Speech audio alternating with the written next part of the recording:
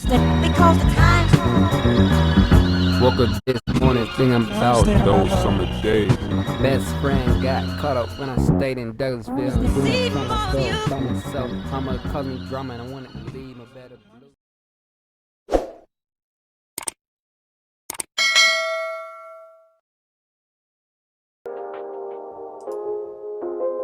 For Complex News, I'm Natasha Martinez. We're going to dive straight into this. This is the Travis Scott news. I don't know how many people died now, but more than, I think, 10 people died now. That's more than $2 billion when it comes to lawsuits, some amount of money. I don't know how he's going to pull through when it comes to this. Let's review what's going on and see what he's going to do. The full legal fallout from Travis Scott's tragic Astroworld festival has only just begun. So far, there have been 10 fatalities and hundreds injured. Now, lawsuits are piling up and people have some questions about who is exactly responsible. There have been over 100 lawsuits filed at the time of this writing. People like Travis, Drake, Apple, Live Nation, Cactus Jack Records, producer Sasha Stone, production company Scoremore LLC, ASM Global, that manages the stadium, Harris County Sports and Convention Corps, which owns the venue, have all been named in these various suits as well. So who's actually to blame? There's an argument that Travis Scott is largely due to his history of wild performances. Back in 2015, he was arrested and charged with disorderly conduct after his set at Lollapalooza because he encouraged fans in the crowd to climb over the security barricades. Also in 2017, he was arrested again after a concert in Arkansas for inciting a riot leading to several injuries. This was ultimately thrown out. But later that year, Scott was sued by a fan following a performance at Terminal 5 in New York City because the fan, Kyle Green, hurt himself after he fell from the balcony, paralyzing his left side. We spoke with entertainment attorneys and hosts of the podcast Legally Judgy, Nicole Ahmed and Alexa Camarena.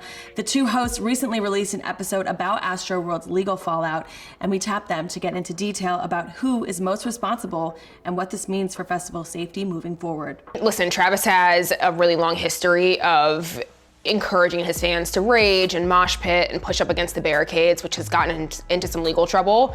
A couple cases have come out of New York, Arkansas, and even Illinois and Chicago after Lollapalooza. And so some of those details will be relevant, and the plaintiffs, attorneys will certainly bring those up along the way because they're going to want to try and prove that Travis has this history of asking people to get a little wild and crazy that leads to injuries, especially after all the injuries that came out of Astroworld as well as the deaths. Of course people are gonna rush every time. Look at, he's encouraging people. In one instance, the one that Nicole mentioned in New York, he, after one of the guys falls from the third story balcony, even has security come and bring him on stage and presents him with a ring.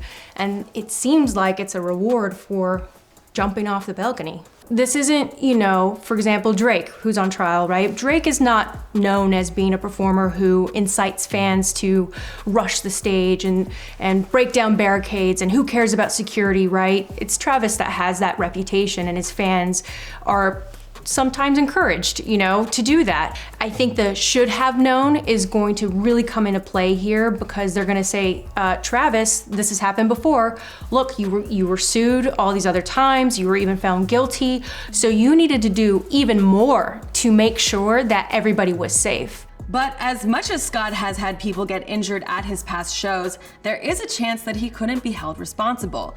In 2016, Snoop Dogg and Wiz Khalifa were sued by 17 people who got injured at one of their Camden, New Jersey shows when a security barrier collapsed during their set and 42 people got injured. Snoop was ultimately cleared because the suit was filed in Pennsylvania and he lives in California, proving that it is just a bit harder to pin concert injuries on artists than it probably should be. So usually performers aren't held liable in these cases, but the interesting point here is he was an organizer, and there's a higher level of duty of care for organizers because they're the ones that are charged with making sure everybody is safe. How culpable is he versus the others? And that's gonna come out to light in the trial by how much was he involved in these planning meetings? Was he there suggesting things, or was it a manager really, and it's just a name, right? But that kind of stuff will have to get fleshed out in court. A frequent point that has been brought up is that the show continued on for over 40 minutes after it was declared a mass casualty event. Unearthed videos show fans desperately trying to get Scott to stop performing as people were getting crushed. One video even shows Scott apparently noticing an ambulance going through the crowd and stopping for a little while, only to resume and promising to make this motherfucking ground shake. These videos could make him liable if deemed he knew about what was going on and kept going with the show, but the situation is very murky. I think we both think, actually, that negligence is going to be the biggest claim here. Whether it's negligence and or gross negligence, we're going to see. Negligence basically means a person has failed to act with care. There's this thing called the reasonable person. What would a reasonable person have done in this particular situation? Did Travis act reasonably when he continued to perform? Was Live Nation acting reasonably when they put into play all these safety plans? And gross negligence essentially is like negligence, but worse. Did you act with reckless disregard is the legalese.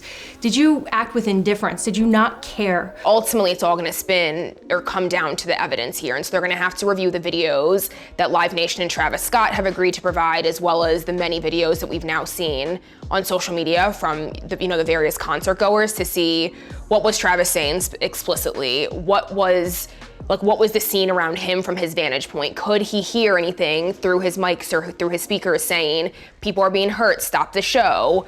All of it's gonna come down to specific evidence from that evening and from the days before. If I'm Travis's lawyer, I wanna see Travis pause long enough to have medical personnel attend to the person that was hurt. Because if the video shows that, that's gonna look better for Travis, because he's gonna go, yeah, when I saw somebody was injured, I stopped my show. I saw medical personnel attend to that injured person, and then I resumed my show. I didn't see anything else. And so from Travis's vantage point, you can't really say, well, you should have known what was going on if he really didn't see.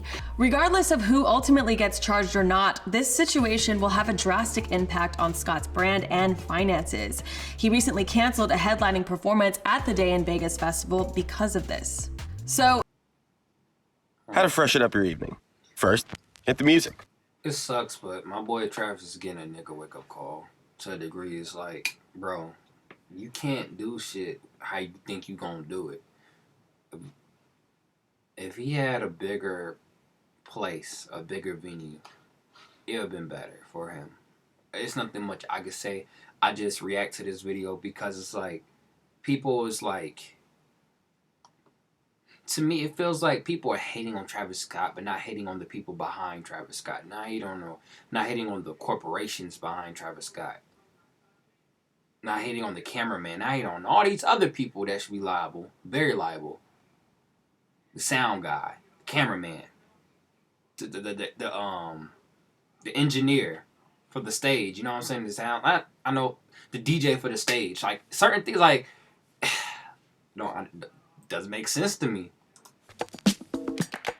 Then get some ice. Add in some Captain. Add in some gin.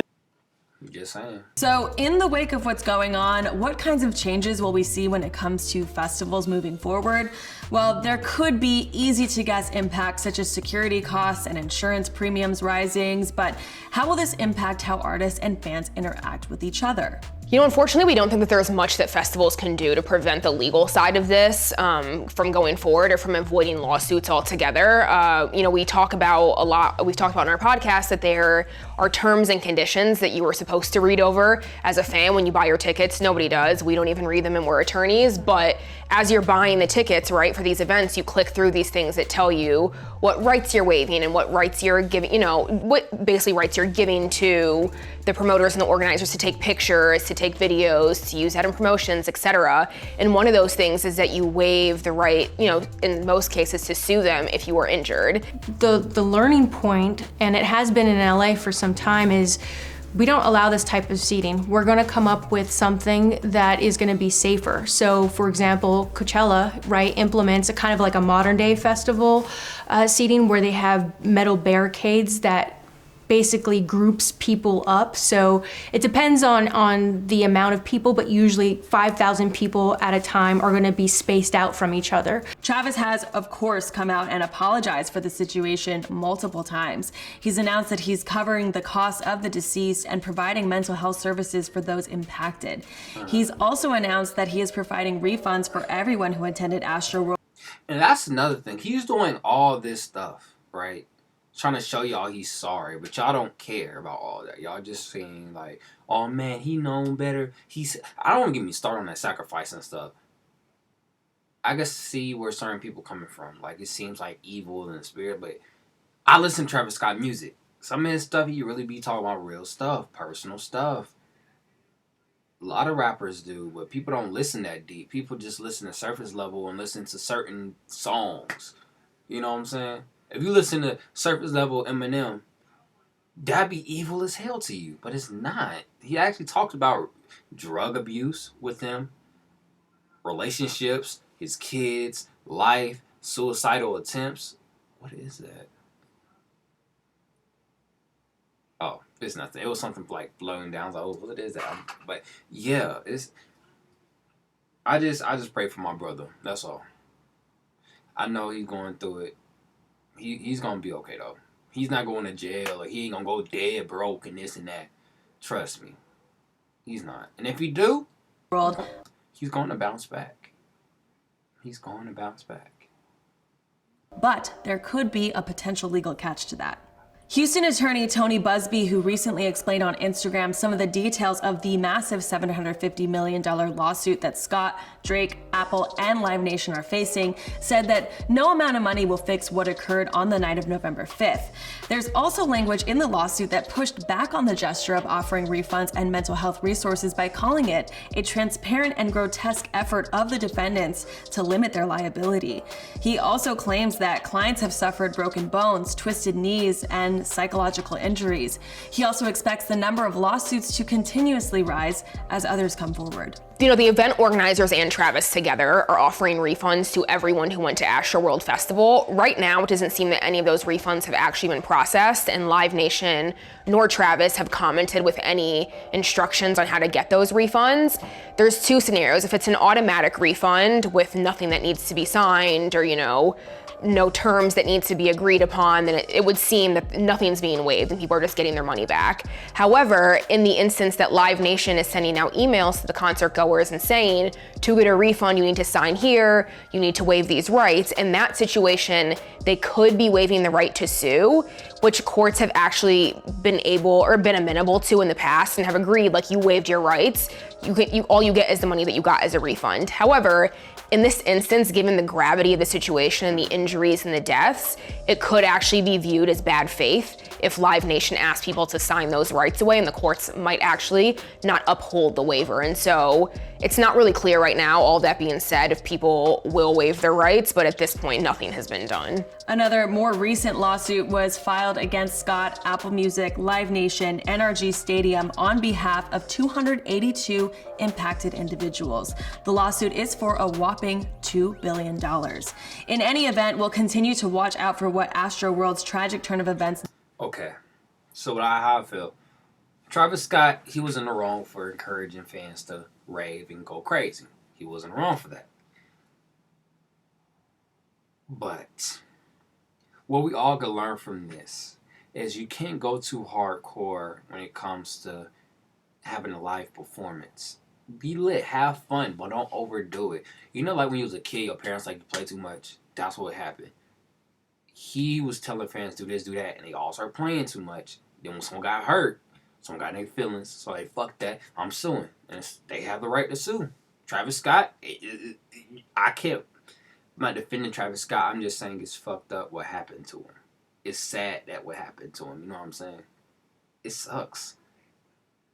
Because this makes it where it's like, it's going to be different for when I start performing in big stadiums like that. It's going to be 10 times different. Granted, my music, I might just have a chair like this and just sit and just rap to y'all like this. Make y'all listen. You know what I'm saying? Get like a whole big stadium of people and just let them listen and vibe. Let's see what they'll do. And then have that lit back like, ah! You go crazy. I said, hold on, chill. Calm down.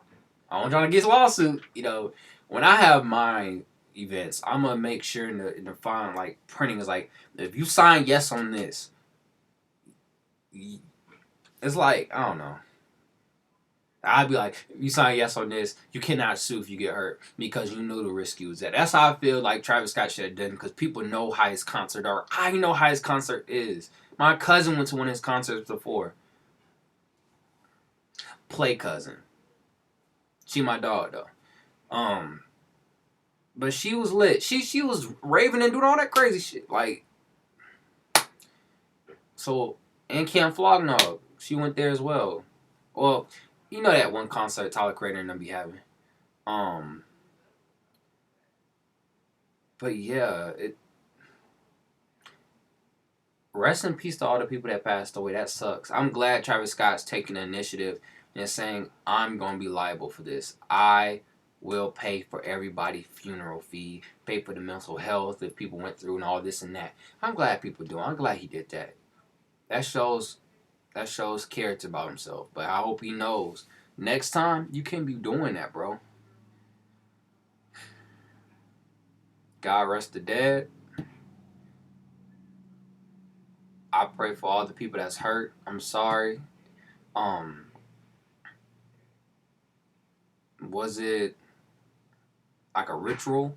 I'm fully not for sure. Y'all let me know in the description, in the comments below. What do y'all think happened? Y'all think it's spiritual warfare going on? Let me know. I heard all types of theories, all types of perspectives on things. Let's say that. That being said, be sure to like and subscribe. Stay tuned to the next video. Y'all be safe. Much love.